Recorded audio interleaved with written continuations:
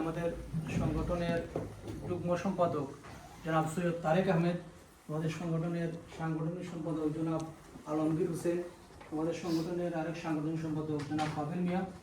এখন বক্তব্য রাখার জন্য আমি অনুরোধ জানাচ্ছি আমাদের সংগঠনের সম্মানিত কোষাধ্যক্ষ জনাব আব্দুল সালামকে বক্তব্য রাখার জন্য অনুরোধ জানাচ্ছি।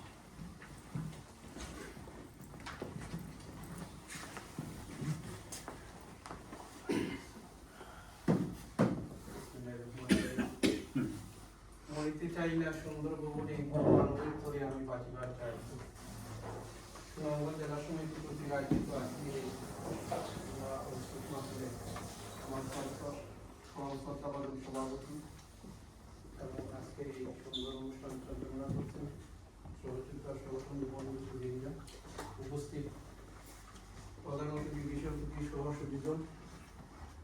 আজকে আমরা যাদের স্মরণে এই স্মরণ সভা করতে যাচ্ছি তারাই আমাদের এই কমিটিতে অন্তর্ভুক্ত ছিলেন। আমরা দীর্ঘদিন তাদের সাথে এই জেলা সমিতি সৌজন্যে একত্রিত বসবাস করেছিলাম। আজকে তাদের জায়গায় হয়তো আমরা কেউ থাকতে পারতাম, তারা হয়তো এই অনুষ্ঠানে থাকতে পারতেন। আগামীতেও এই অবস্থা হবে।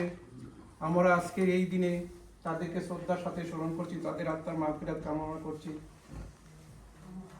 আমরা তাদের পরিবার